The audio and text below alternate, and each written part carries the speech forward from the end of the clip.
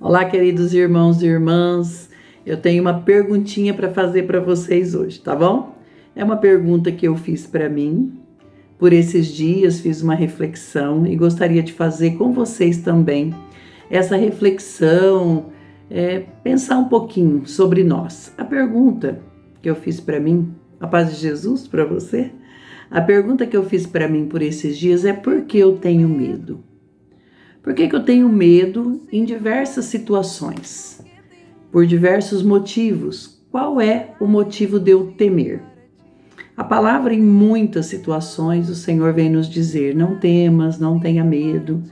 Mas mesmo assim, mesmo seguindo, tentando seguir a palavra, tentando colocar em prática aquilo que Jesus nos pede, a gente ainda tem medo. Tem medo do futuro, tem medo de não ter emprego, tem medo da doença, tem medo da morte, tem medo de perder um ente querido ou da própria morte, né? Nós temos medo de diversas situações, do que há de vir no futuro, e assim a gente vai, sempre com medo de algo, né? E aí, refletindo esses dias e também ouvindo, né, lendo alguns livros, o Senhor me fez uma reflexão que eu quero partilhar com vocês. Quero convidar vocês a juntos a gente fazer uma memória da nossa fé. Porque hoje, aqui no ano 2020, nós temos a nossa fé, recebemos a palavra, mas ela veio de algum lugar, de algum tempo. E aí, fazendo essa reflexão de como a fé chegou até nós, a história do povo hebreu, a história do povo de Deus, o caminhar do povo de Deus até hoje. E eu fui fazendo, não é só lembrar, é fazer memória mesmo. É tentar se colocar naquela situação que esse povo viveu. Então a gente começa lá com Moisés, quando ele tirou o povo do Egito, que era escravo do faraó, e foi, a pedido de Deus, levar esse povo para a terra prometida. E aí Moisés, com toda a coragem, ele tira então o povo do Egito, né? Se você quiser ler lá em Êxodo, no capítulo 14, ele faz toda uma conversa ali para poder tirar o povo da escravidão do Egito e começa a conduzir o povo no deserto para a terra prometida. Durante os 40 anos desse caminhar, dessa busca pela terra prometida, muitas coisas aconteceram. Muitas coisas boas, mas também muitas coisas ruins. Em determinado momento, Deus teve que intervir em vários momentos na vida deles, né? Então eles começam a caminhar e a palavra de Deus diz que o Senhor estava à frente dele. Até a palavra diz que durante o dia uma nuvem os cobria e durante a noite um fogo os acompanhava, né? Para que eles pudessem não se perder. E eles começaram a caminhar. Em determinado momento também, diz no versículo 16, que eles se depararam ali com o mar e o exército do faraó atrás deles, né? E a palavra nos diz que o Senhor abriu o mar e eles passaram a pé enxuto. Em outro determinado momento, o Senhor envia, eles estavam com fome, não tinham de onde tirar o seu alimento, o Senhor envia do céu o maná, envia as codornizes. Essa é a nossa memória, é a memória de fé que a gente vai fazendo, né, ao longo da palavra.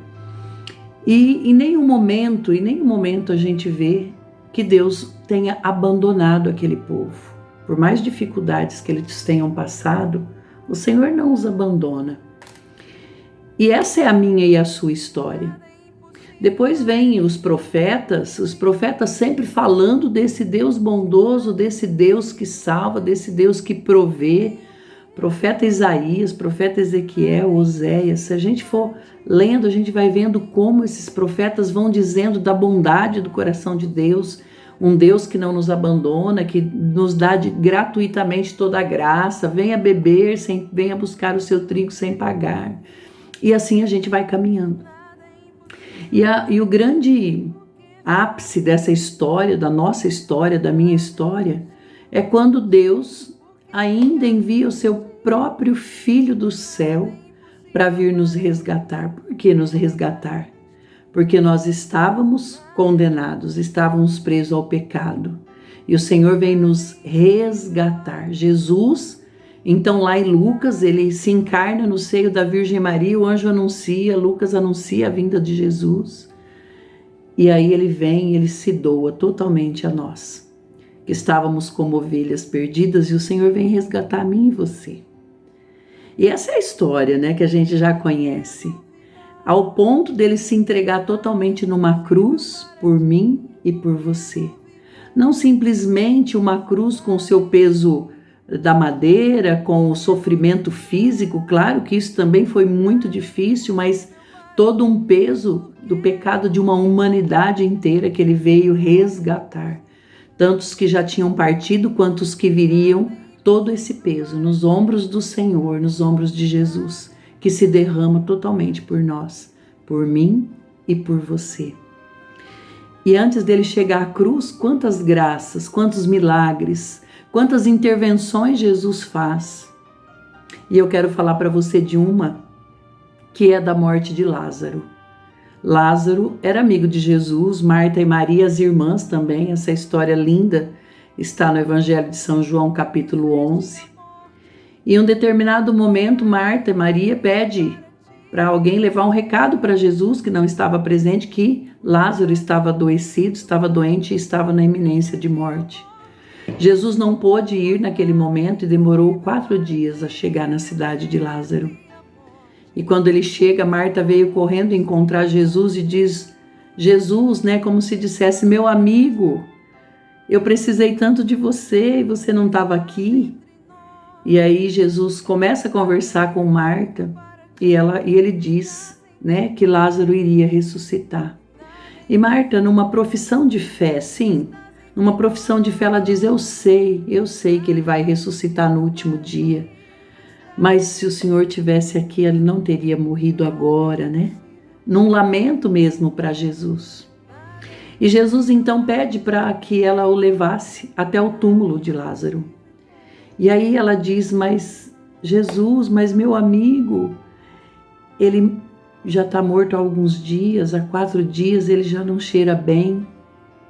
E Jesus não se intimida com isso, vai até o túmulo, pede para retirar a pedra que fechava o túmulo.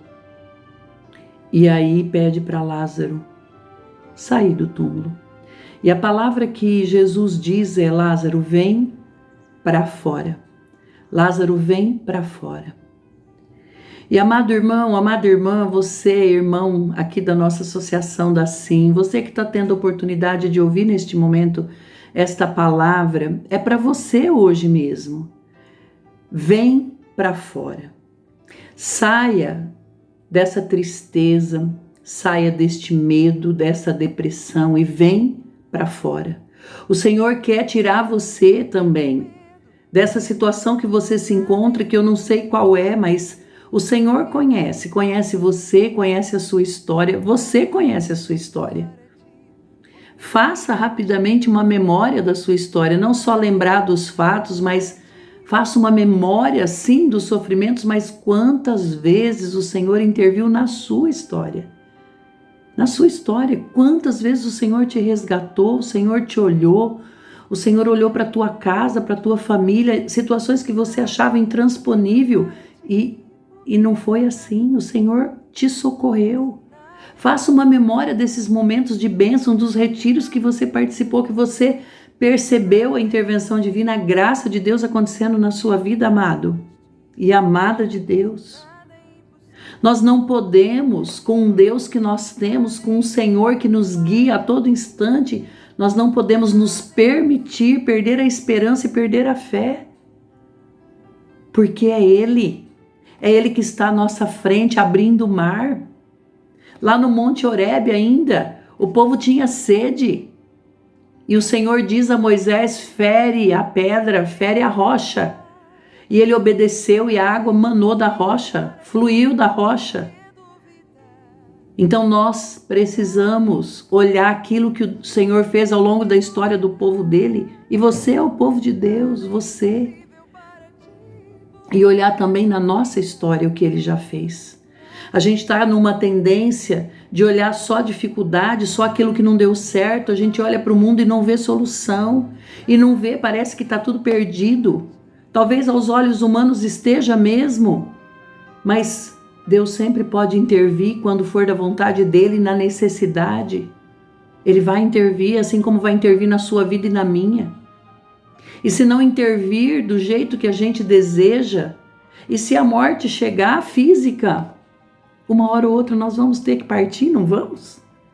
O que nós não podemos é perder a nossa alma e perder esse reino de Deus que já foi conquistado por Jesus na cruz, e a gente não alcançar porque nós ficamos paralisados. Não rezamos, não olhamos para Jesus, não fizemos aquilo que precisamos fazer. Ficamos com medo de ir à missa, medo de rezar, medo disso, medo daquilo, e paralisamos, ou então nos dispersamos nas coisas do mundo, nas alegrias do mundo, e aí vivemos talvez até uma vida boa, mas e aí? E a minha alma?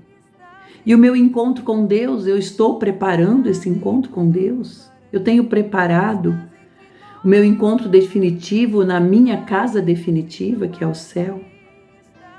Então, amado e amada de Deus, eu quero pedir para você, assim como eu tenho refletido, sabe? Para um pouco, faça um momento de oração, peça mesmo para Jesus para fecundar essas palavras no teu coração.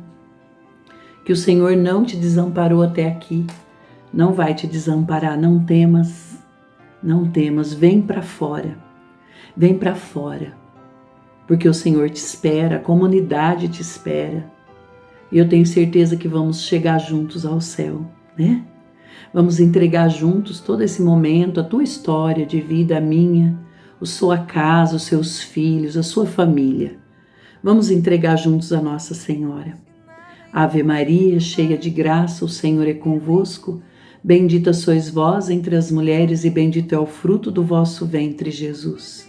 Santa Maria, Mãe de Deus, rogai por nós, pecadores, agora e na hora de nossa morte. Amém.